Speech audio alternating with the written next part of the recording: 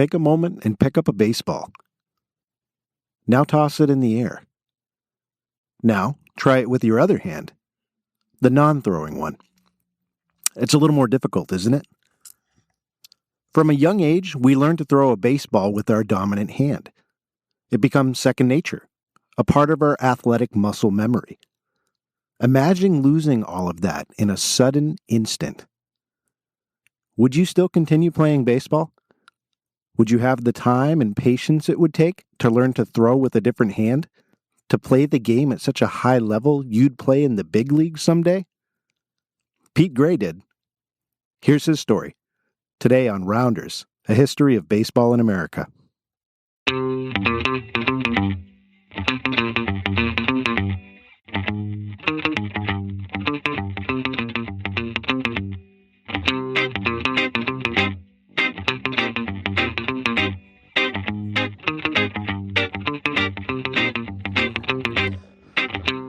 And welcome to Rounders, a history of baseball in America. I am, as always, your host, Jeff Lambert.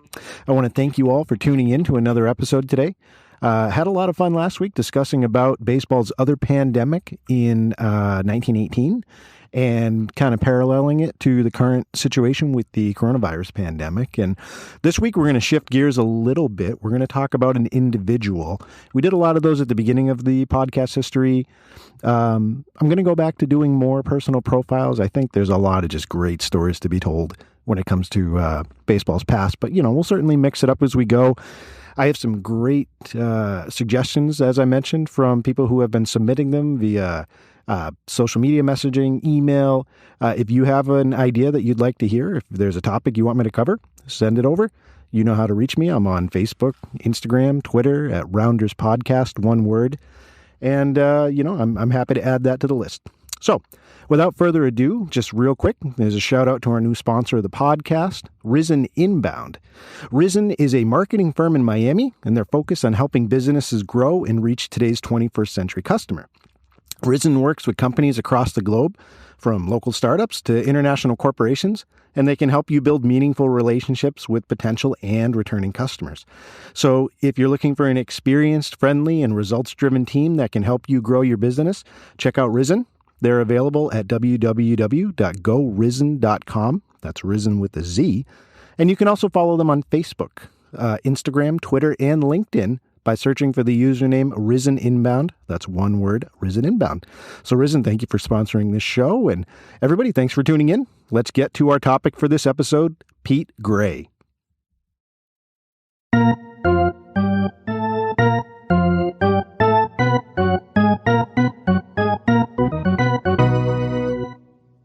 Travel with me to Nanticoke, Pennsylvania.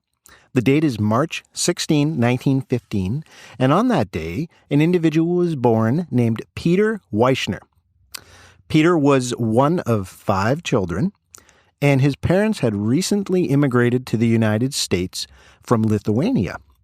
They moved to a small coal town, and his dad began working in the mines. Now, Pete, as he became to be known, I guess, on the shorter end of the first name, he came from a very athletic family.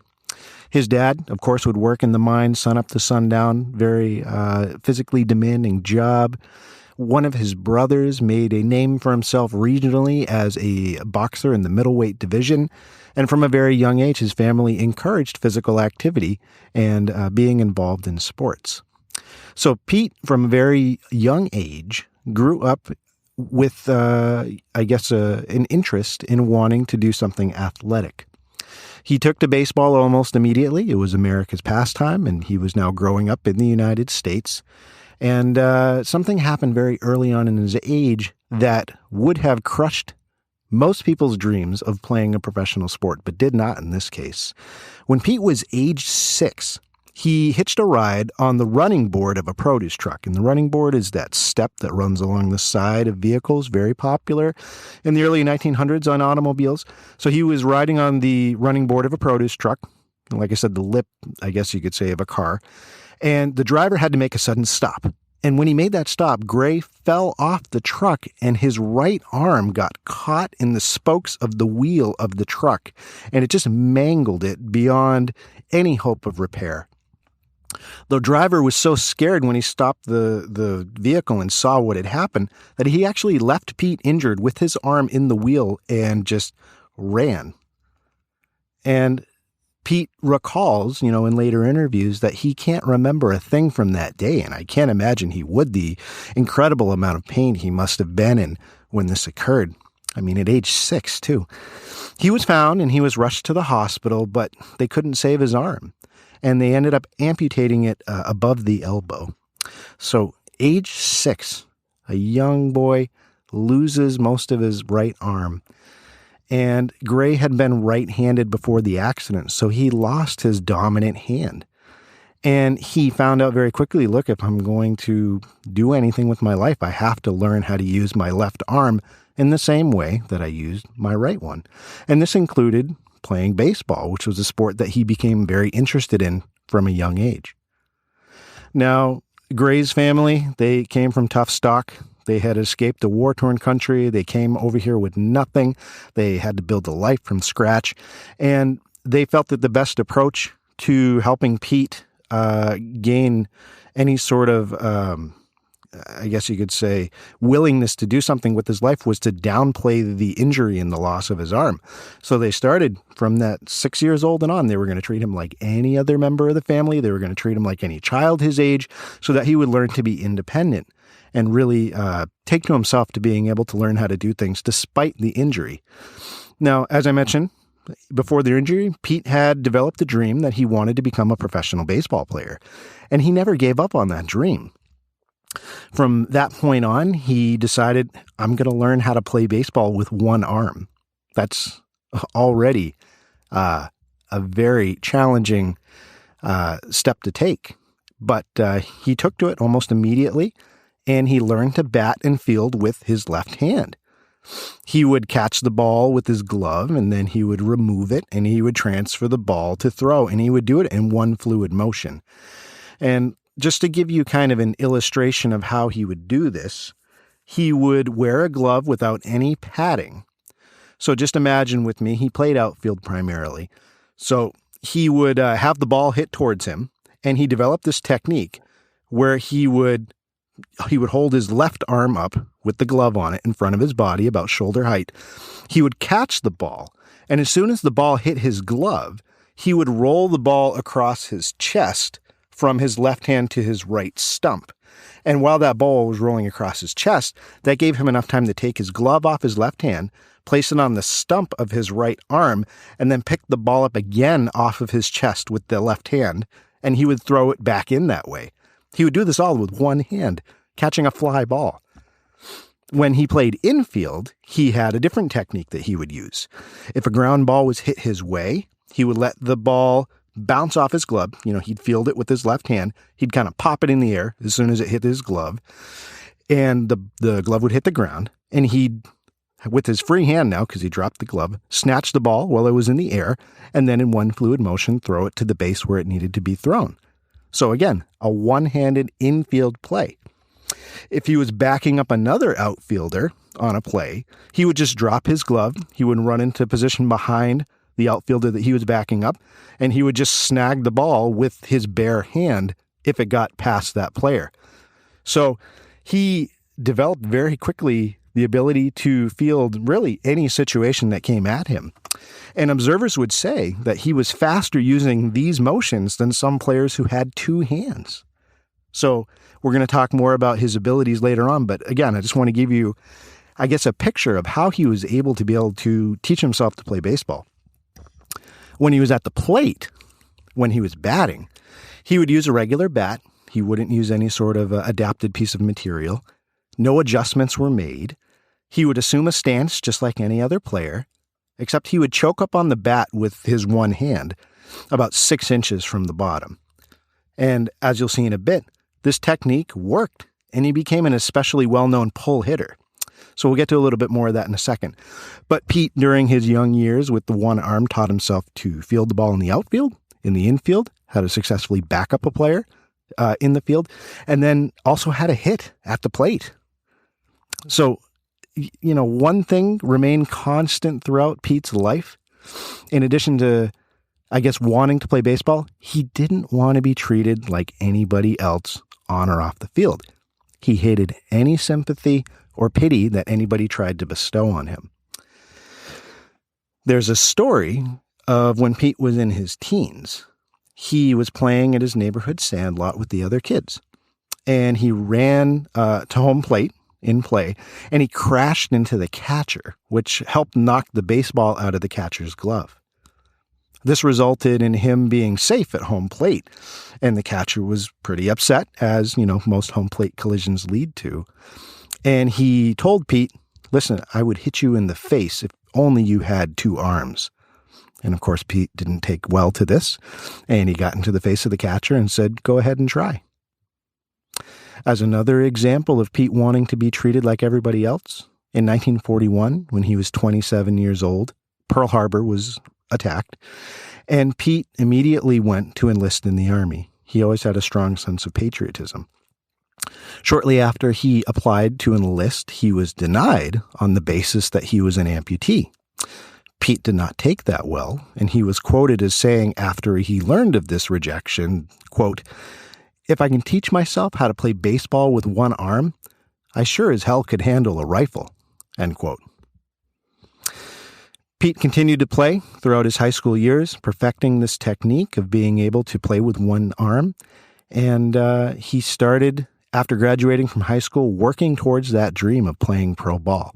He wasn't going to let anybody tell him he couldn't, and he didn't. So when Pete was 19 years old, he decided to pursue his dream of going pro. Like his brother, who, as I mentioned earlier, had achieved regional fame as a boxer, Pete learned based on the advice of family and other people in his community, that he was going to have to change his name. Remember, he was born Peter Weichner, and he decided to change it to Pete Gray. Why would he do that? Remember, Pete was from Lithuanian stock. His parents had emigrated from there. And Eastern Europeans in general were not treated very well at all in the early 1900s. And there were several reasons for this, in particular with people who came from Lithuania. There were 2 huge waves of Lithuanian immigration to the United States, and one of them happened right after World War I. And Pete's parents were a part of that group. It was tough times after World War I, and, as we always see during economic downturns, you have this kind of pitting against the American worker versus the immigrant worker.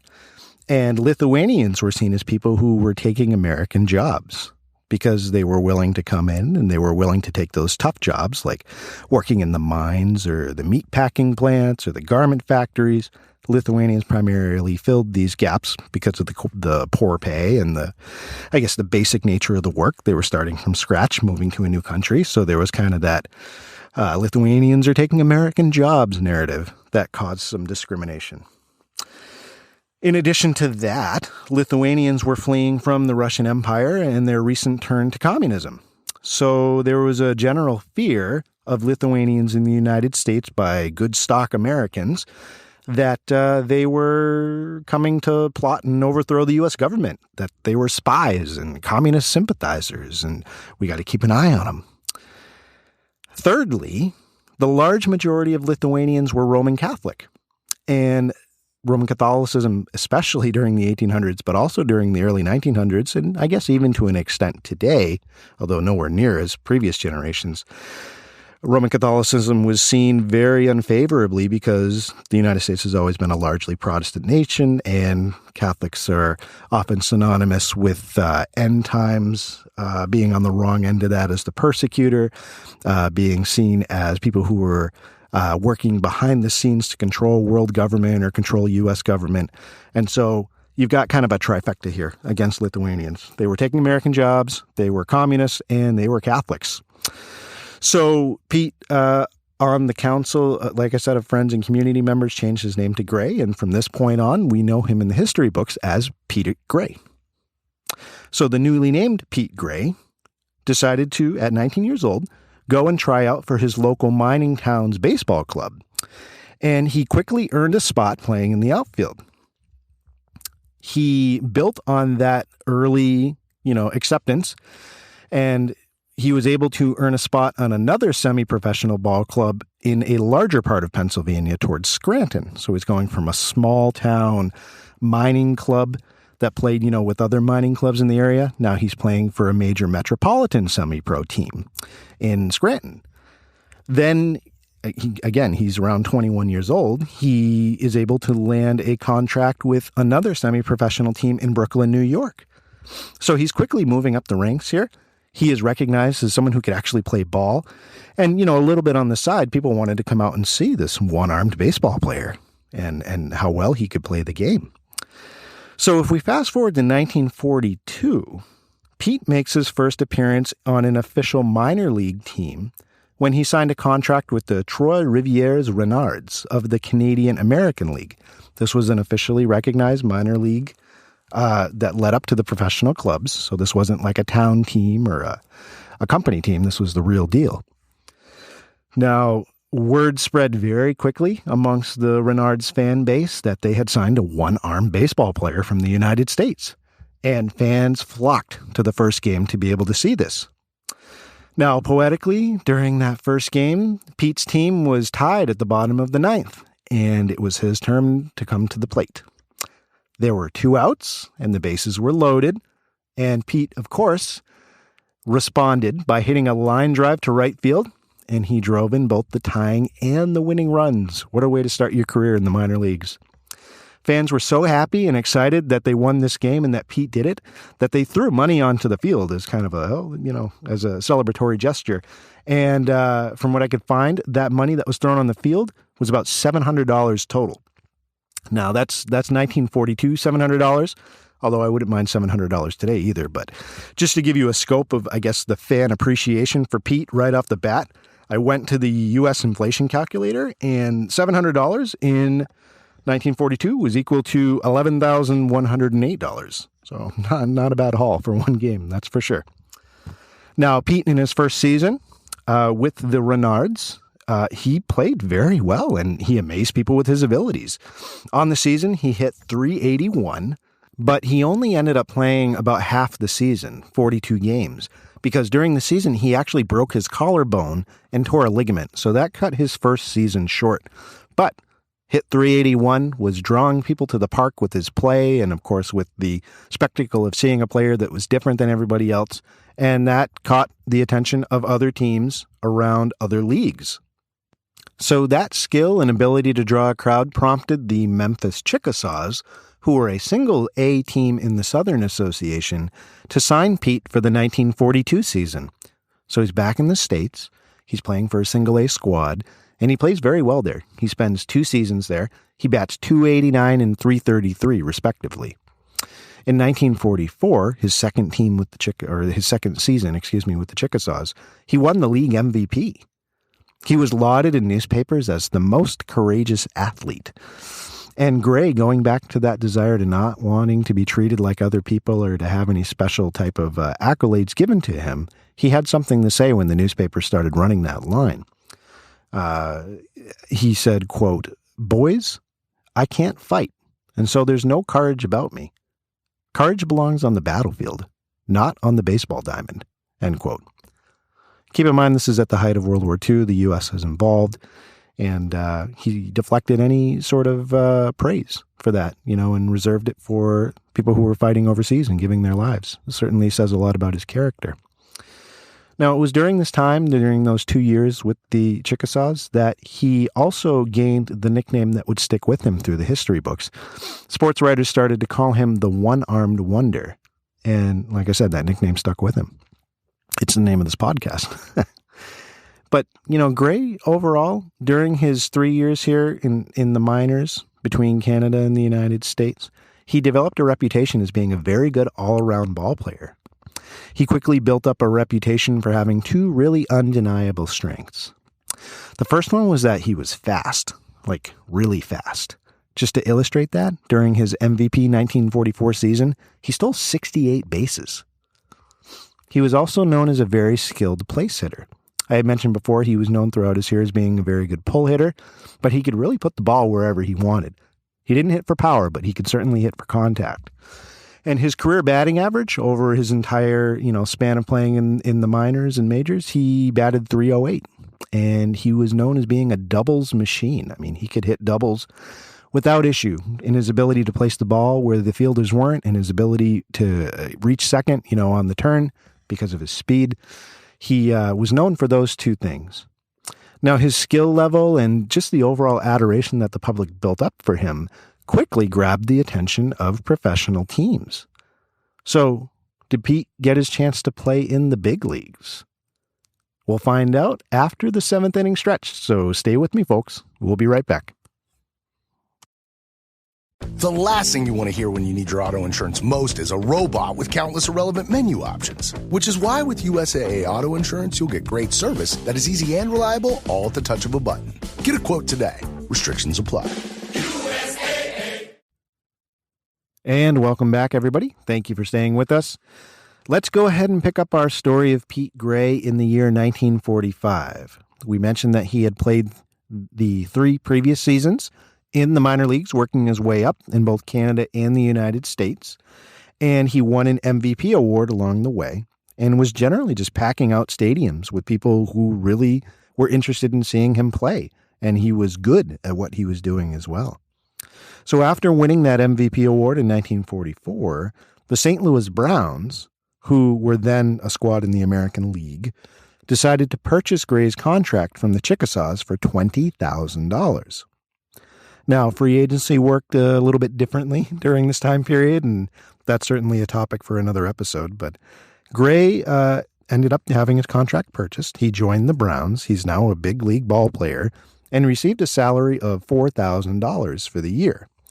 In modern day terms, that's the equivalent of about $63,479. So by no means big money, but remember, the salaries of today were not synonymous with salaries, even into recent memory, if you go back 40 years ago. But again, a topic for another time.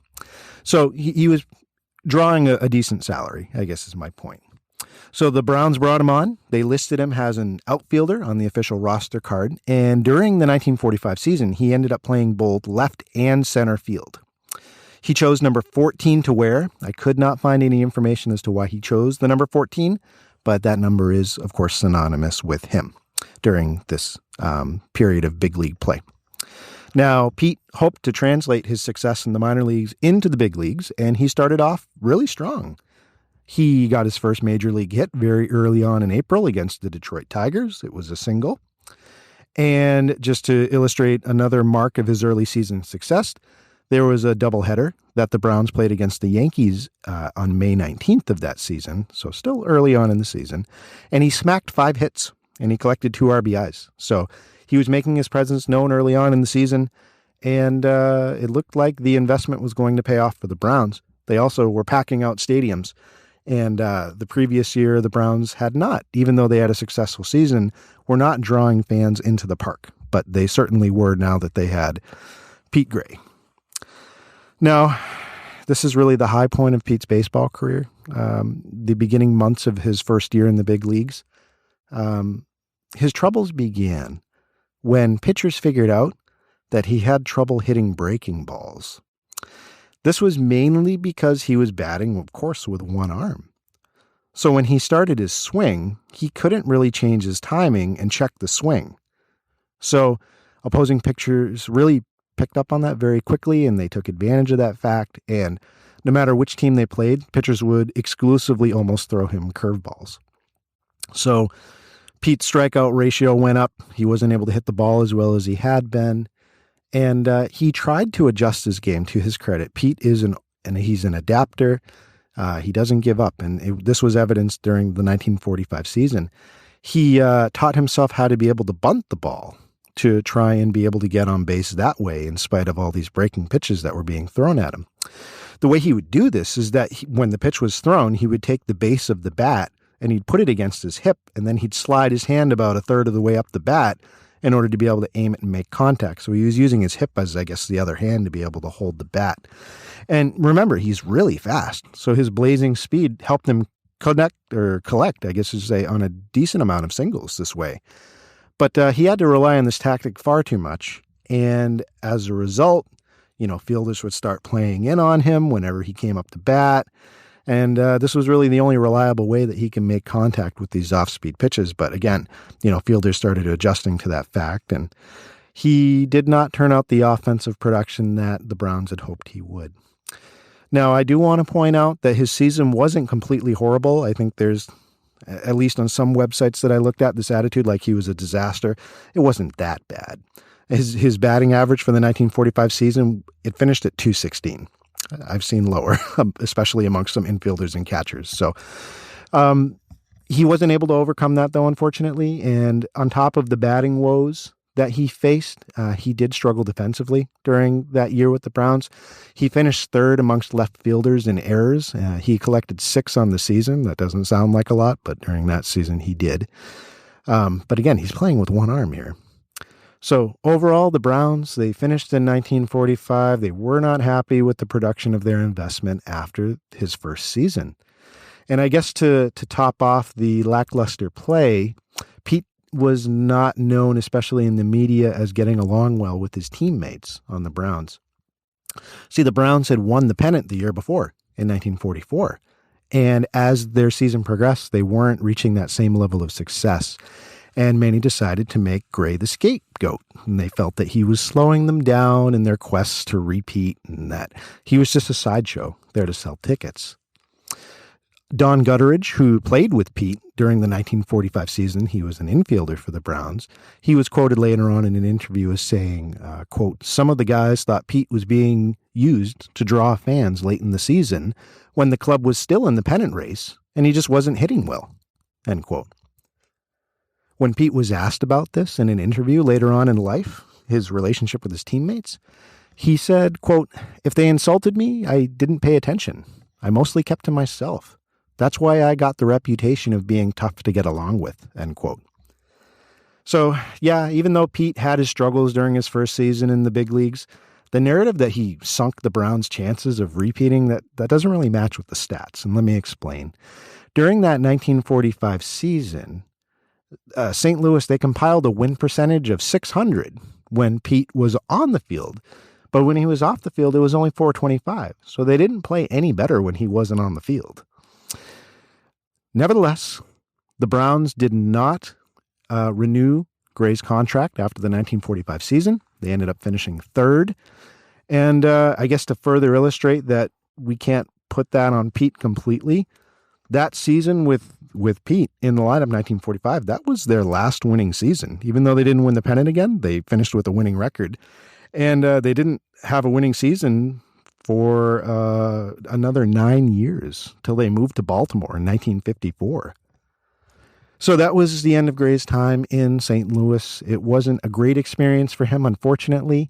In the 1945 offseason, Brown did get a chance to try out for the Philadelphia Athletics, but they never called him up to the big league squad. So he ended up staying in the minor leagues for the remainder of his career. He played 3 more seasons. He played from 1946 to 1950, and he ended up retiring at age 34, so not old at all.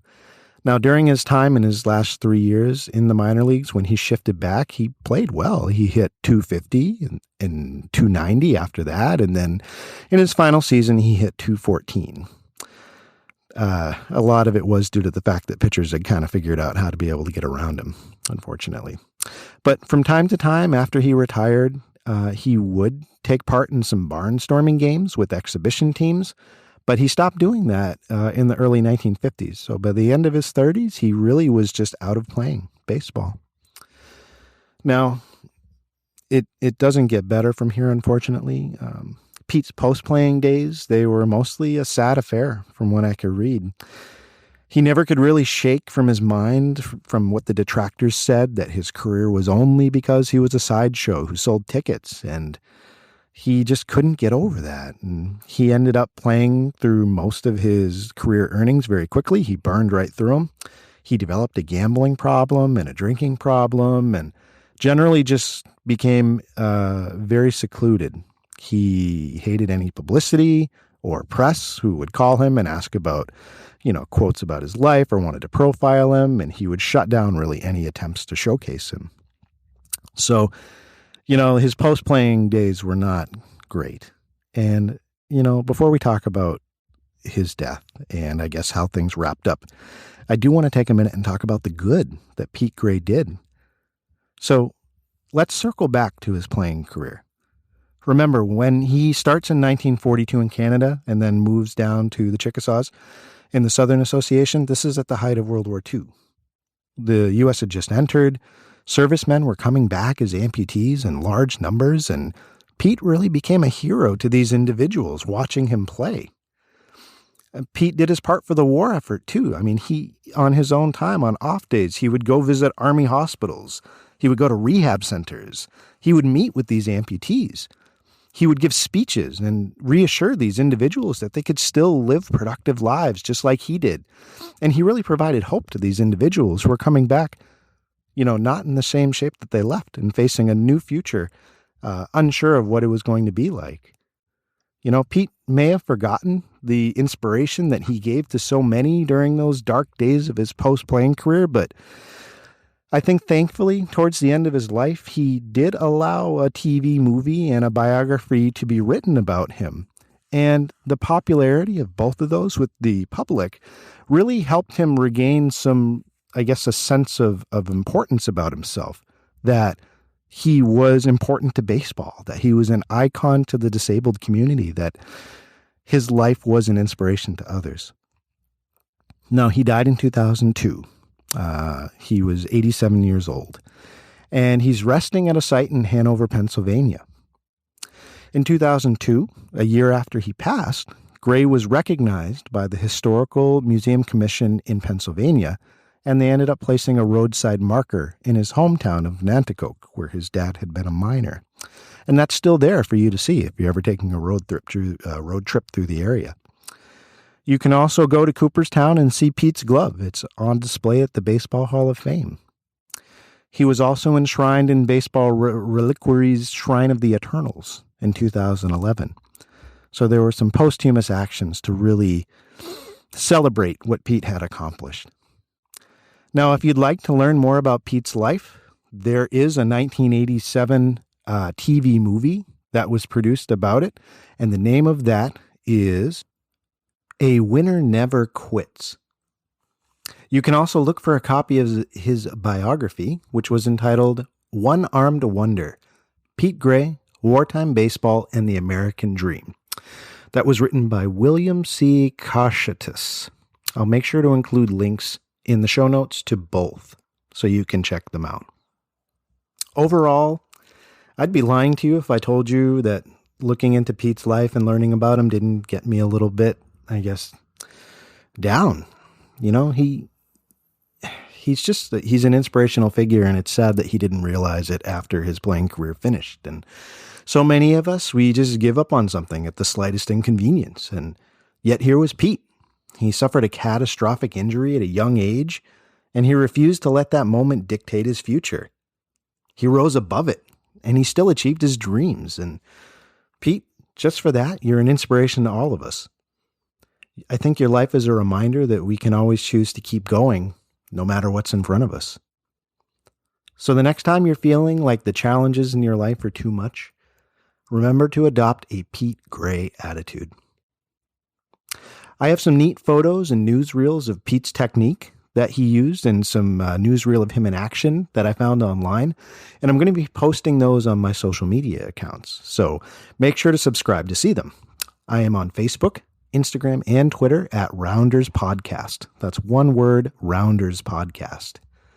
Overall, thank you again for tuning in to another episode. It's been a lot of fun, and I'm glad to have shared Pete Gray's story with you. And remember, share the podcast with a friend so we can grow the audience and other people can learn about some of these individuals and stories that we're discussing on this podcast. And if you can, it always helps. Leave a review on the podcast app that you're using, whether it's Stitcher, Overcast, the stock Apple app, whatever it is, a review helps, even if it's just a few stars. Overall, just thank you for your patronage. I am enjoying getting back to this, and I'm enjoying having you take a little time out of your day to listen. And overall, remember, there are only two seasons, winter and baseball.